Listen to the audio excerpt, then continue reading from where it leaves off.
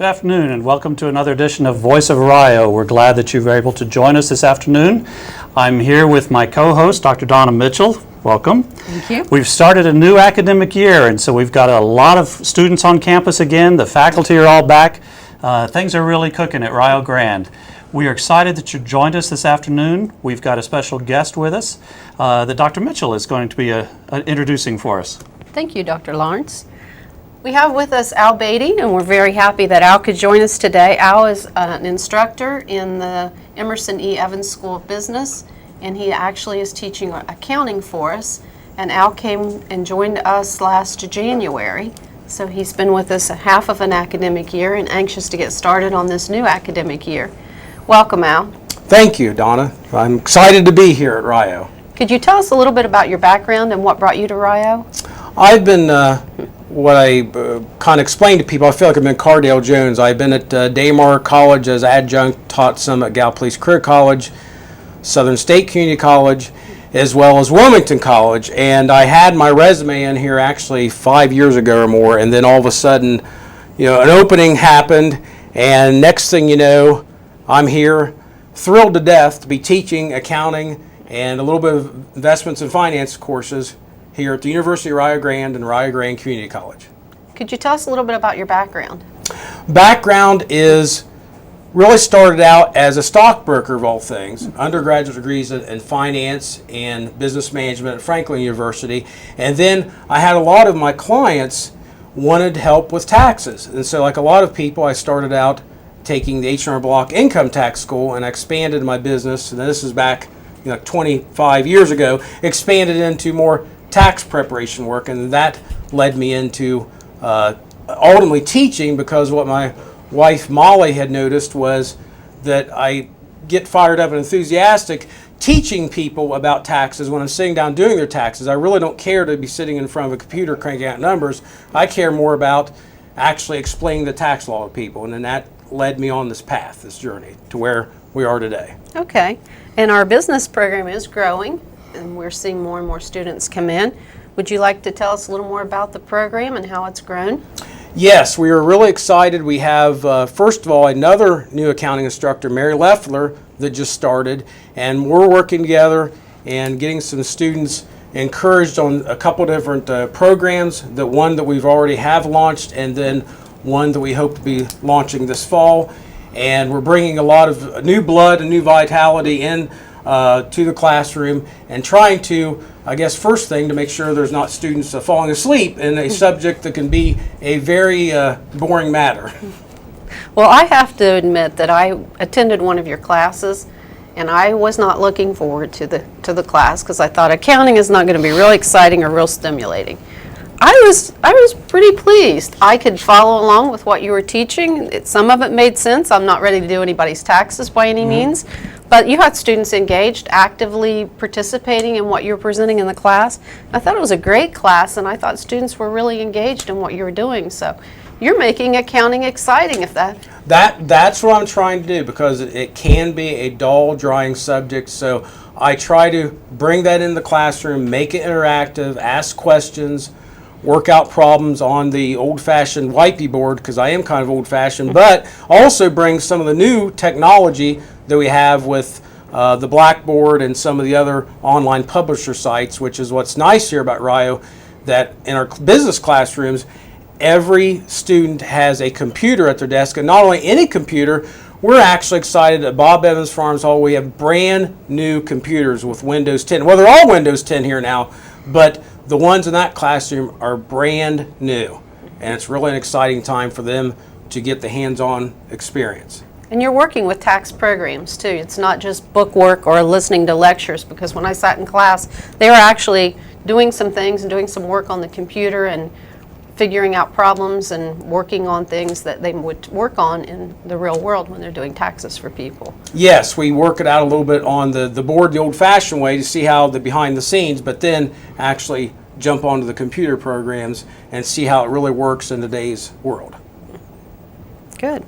I understand you also you did this for a living, preparing taxes. Are you continuing to do that? Yes, I own and operate Apple Tax Services in downtown Jackson, and for those of you that have been around for a while, we've had that building, I guess, 11 years. But it used to be the fashion dress shop. It was a dress shop for 72 years. And then prior to that, from the best history we can gather, it gets kind of vague, it was a men's tailoring shop. We found some photographs from 1897, I think it was. And it was always a clothing store of some sort, from what we can tell, until we purchased it in 2005 and made it Apple Tax Services. And so primarily it's more on the weekends that I do it, because I'm teaching, and prior to teaching here, I was also doing corporate tax work for Citigroup in Easton. And what was nice is, with the technology, I was able to work remotely and do a lot of my work down here in Jackson while I was doing corporate work for Columbus. Okay. Well, it's always good for a faculty member to be active in their discipline, especially one like yours, where there are changes going on a lot all the time.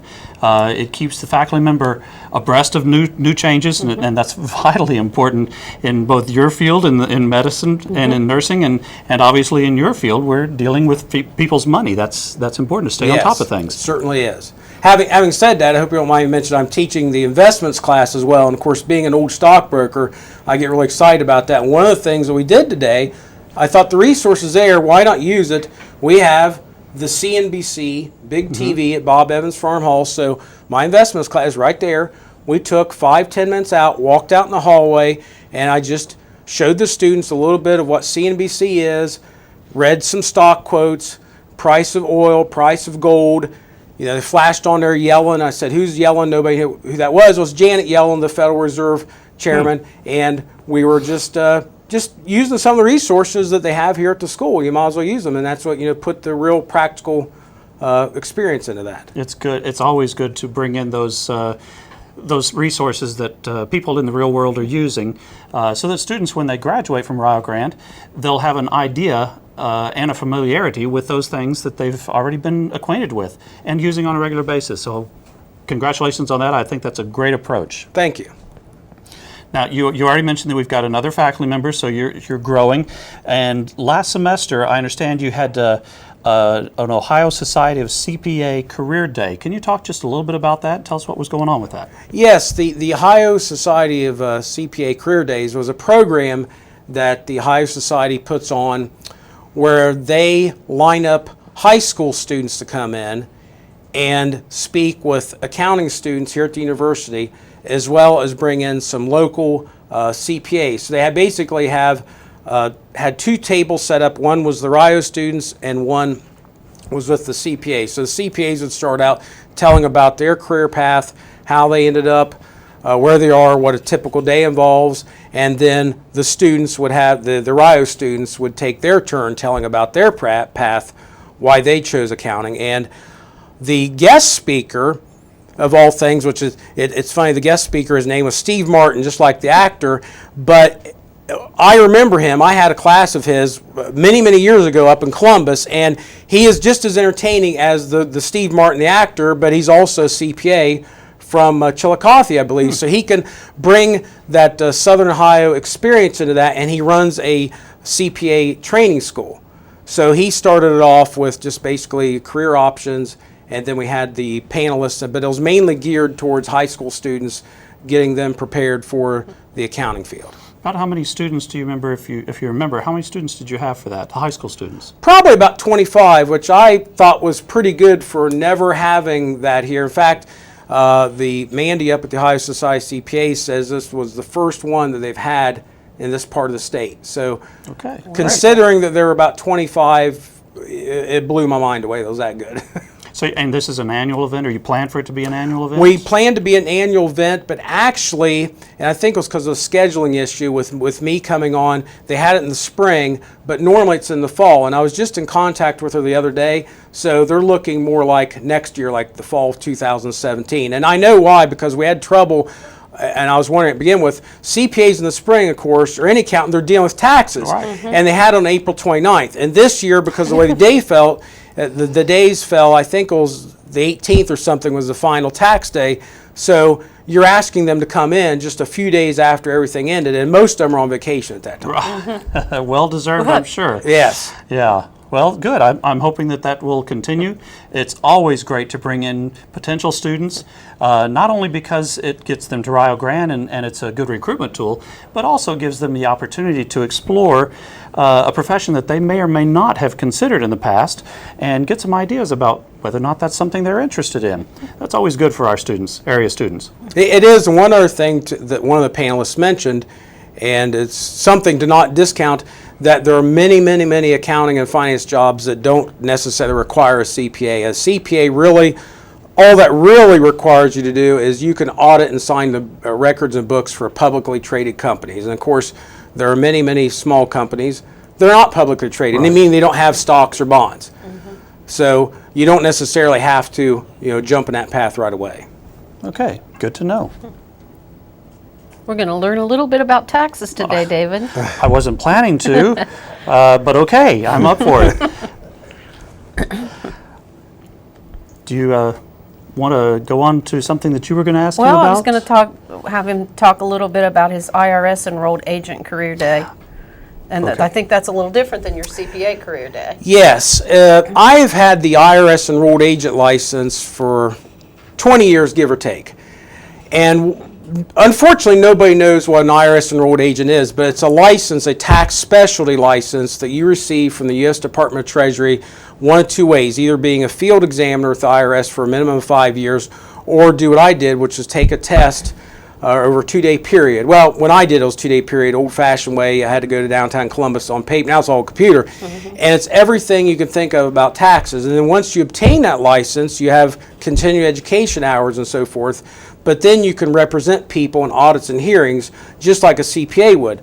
The problem is there's about 660,000 CPAs and only 50,000 enrolled agents. So we're not well known. But just to give you an example of how in-depth it is, I actually have a tax client in Jackson who's a CPA that I do his taxes because he knows that the enrolled agent license is just that much more deeper, if you will. But the plans are there's only 2 enrolled agents I know of in Jackson County. I'm one of them, and there's another one.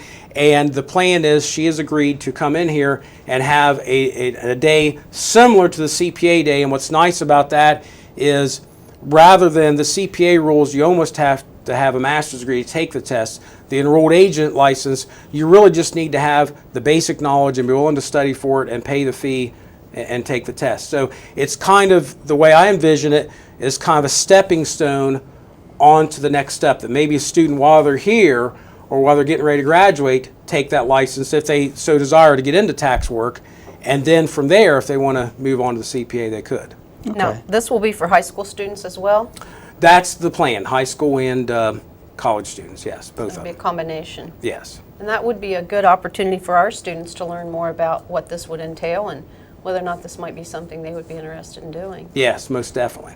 So will you encourage your students in your classes to attend? Oh, yes, most definitely. We are going Perhaps to. Maybe Even a have to bribe requirement? them with treats or whatever, whatever it needs to be done.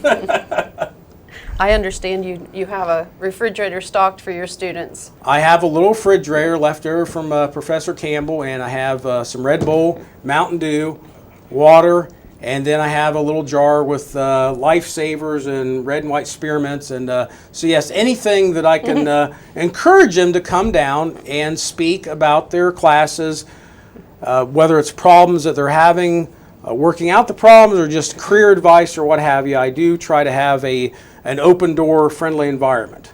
And I think that's one of the benefits of a small university like we have at Rio Grande. They really do get to know their faculty members. They really get more of a hands-on approach to what they might want to explore, and we can help the student explore a little more about different areas that they may be interested in, or areas they may want to focus within a topic area. So I think you do a great job. I've noticed anytime I'm in your building, your door's open and it's inviting to our students to come in. And I think that's a real benefit. If I were a student in your class and maybe we're struggling with a concept, I would see your door open. It would be inviting for me to come in and sit down and discuss taxation with you. I have an open door policy. The only time you'll see it closed if I'm there is if I'm on, well, basically I'm speaking. I'm on a phone call or I've learned when I'm speaking with students, because as maybe you can tell, I get kind of excited about the subject, and I've been told that I need to tone down because I'm distracting our people, so I do usually close the door just so I'm not disrupting everyone else. Well, a little enthusiasm can go a long way, and definitely. sometimes, especially nowadays, we need some enthusiasm about things. And I would imagine that's especially true for accounting and taxation. That typically doesn't have a whole lot of enthusiasm about it, at least from my perspective. Well, enthusiasm's contagious. It so is. if you're excited about it, you can get your students excited about it. Absolutely. And that's definitely a Yes. plus. Absolutely. And as Dr. Mitchell mentioned, it is a good thing that we have a small institution like this where faculty do get to know students. Students don't get lost among all the students in a class. There's a familiarity that happens with students because faculty are teaching them, not grad students, not others. It's the faculty, and usually it's faculty who have many years of experience and oftentimes terminal degrees, and so that's a real benefit to Rio Grande. It is. I see we have a question that came in on our chat line wanting to know about some of the mistakes that businesses make. I know we're kind of putting you on the spot here, but can you think of some answers for this person on our chat line? Well, the biggest, I did not realize until just now we had a chat line, so that kind of come. The biggest mistake that I find is poor record keeping and waiting until the last minute to do your taxes, because what happens with the taxes is a pay-as-you-go system. So it means that if you're self-employed or have a business, you're supposed to make quarterly estimates as you go throughout the year. So invariably what happens, someone starts a business and they know it's going to be a nightmare to deal with, so they wait until end of March, early April to do the return, and then they realize, oh, well, it's money, and they're upset about that enough as it is, and then you tell them, well, there's interest and penalties for not doing that, and you got to pay that, and then they're even more upset. Then you tell them that you need to make quarterly payments, say, okay, well, the first quarterly payment for the following year is April 15th. So they get hit on the head 2 or 3 times. So that's the biggest thing, of not keeping track of accurate records, not knowing where you're standing, and to make payments along the way throughout the year. And an accountant can help somebody stay on track with that kind of thing. Yes, a good accountant can help with keeping track on that. Okay, well, thank you. I know Rio has been approved for a VITA. Is that how you pronounce Yes, it? VITA. For the IRS. Tell us a little bit about that program. I'm really, really excited about it. I'm extremely excited about it. VITA stands for the Volunteer Income Tax Assistance Program through the IRS, and they are set up at a lot of colleges and universities. As I understand it, Rio had one many years ago, and we're bringing it back. We were approved back in June, and what that is we'll have training sessions. I already have several students signed up to volunteer for this, so we will train them online through IRS modules. And it's about 5 or 6 hours worth of training, and then also there's some software training, because they will be preparing returns for people that meet a certain income threshold that really they can't justify or don't have the funds to come to a tax accountant, so they can go to these volunteers, and we're going to supervise their work and everything, and they will come here and the students will prepare the return at no cost. So it's a very valuable service to the community, and the students are going to get hands-on experience, not only doing tax returns, but just the fact of customer communication skills. And the IRS rep we've been working with, she and potentially one other person is coming in here on September 28th, I think it is. So we're really excited about getting this started here. And this isn't something that you just decide to do. I know you've been working on this for about a year. Because there's paperwork you have to fill out and you have to apply, and there's a whole process, correct? Yes, there is. So how will community members who want to take advantage of this, and this may be premature to ask, but since we're here, how do they contact you, or how do they get information about this? Well, one of the things this fall that we will be doing after this meeting in September, we need to start rolling out the word. As I understand it, I know there are certain days they have a lunch here for the local folks, and we're going to have, working with that coordinator closely, and then put out flyers to churches, grocery stores. I mean, anyone, they'll take a flyer, post it out on all sorts of social media, and just keep spreading the word to get the word out. But that's something we'll be rolling out later this fall, getting the word out. Terrific. Are there just specific forms that they can do, or a specific population who would be eligible? It is specific, your specific basic forms, like the 1040, 1040A, 1040EZ type forms that they will be preparing. And the income levels, I believe they have to be below an income of $54,000. And of course, we're not talking about people that have businesses or rentals or things like that. It's more of your basic returns. That's a wonderful service for the people in the area and for our students. Some of our students will probably take advantage of this as well. I think they will. One of the other exciting aspects that we need to look into further, we have a lot of athletes from around the world, and understand there's special considerations for them too that we hope to help out with their situation as well, their tax situation. And so the students would get training even on just beyond the basics of like a 1040, but they would be able to get some training on That's an other ones. additional module that my understanding most VITA sites don't do. But I think if some of the students are willing to take that on, I'm willing to go with it, because I know I have heard from several people here at the campus that it's been a concern. And again, this is where I'm learning new stuff about these additional forms that the IRS sends out, something about the scholarship funds, and I'm not sure exactly how it works, but this is something that I'm learning too. But it seems to be a need with all the international students that we have here at Rio. And we do have quite a few, both most of them athletes, although there are some who come for other reasons, for academic reasons as well. Yes.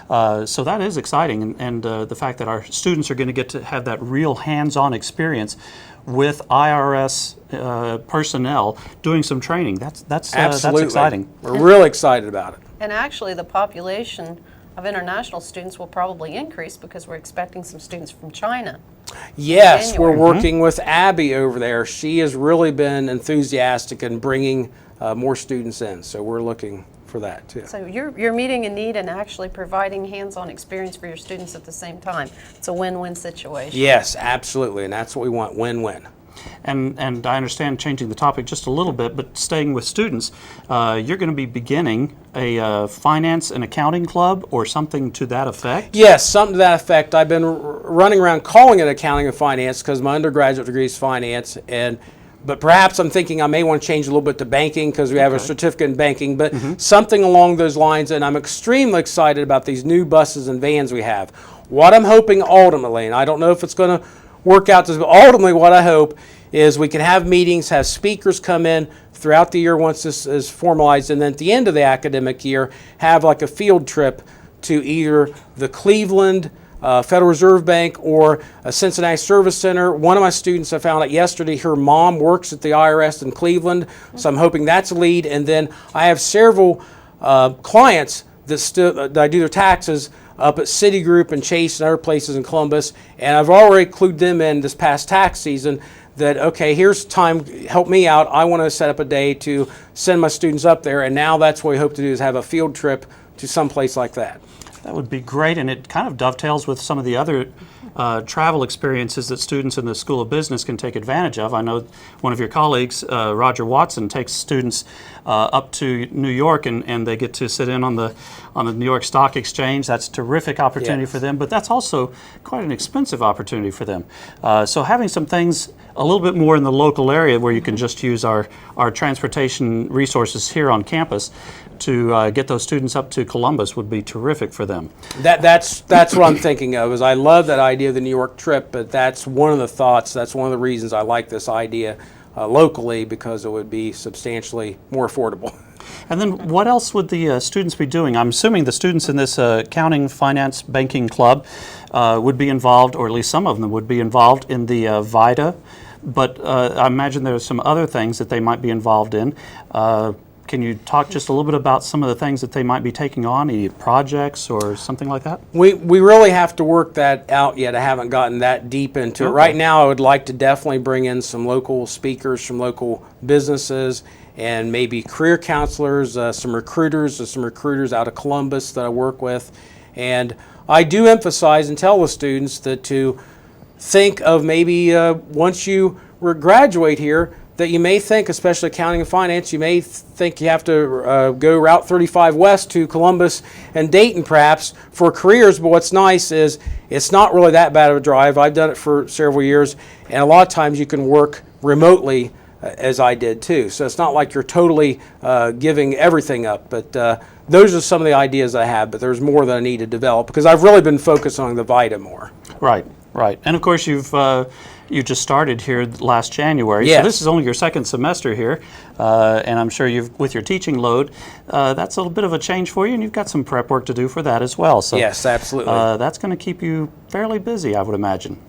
And your enthusiasm and your willingness to take on all of these projects when you haven't even been here an entire year is remarkable, and I know our students appreciate it. And we're seeing that by our numbers growing in our accounting program. I've noticed that too. I run to students out at the grocery store or whatever, and they're always eager to come up and ask me how I'm doing. Not asking for help necessarily, they just want to know how my day's going. So, I mean, that really means a lot. So, yes. That's education with a personal touch. Yes, absolutely. And that's another one of the nice things that Rio, I think, does a good job with. Having smaller classes, having fewer professors that can actually get into somebody's life. You're going to probably be writing, as professors that you had, writing letters of recommendation for some of these students as they graduate and move out into their careers.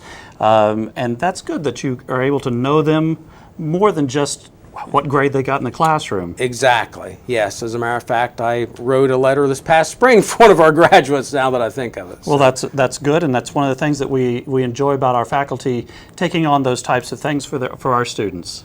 And Dr. Johnston always talks about our mission, which is learner-centered and learner-focused. And this program is really centering on the learner and making the learner the focus of everything we do in that program. So It certainly is. it's really refreshing and exciting to see this happen, and especially in a field that's, as you said, accounting. Some people tend to think that that's sitting behind a computer and perhaps a little boring. None of these activities that you're talking about are boring at all. No, not by any means. And I try to, whatever is boring, I try to jazz it up. Well, that's great, and we very much appreciate your being at Rio now, and especially for this afternoon, taking some time to come share with us and share with our listeners and our viewers some of the things that are going on in the School of Business and specifically in accounting. Welcome to Rio. I'm sure you've heard that before, but we're glad to have you here, and we're excited about the things that you're doing and look forward to seeing some of the students and what they're going to be doing with the knowledge that they're gaining from what you're giving them experience in. And we're glad that you were able to join us as well. We hope that you'll come back and join us again for another edition of Voice of Rio. Thanks very much.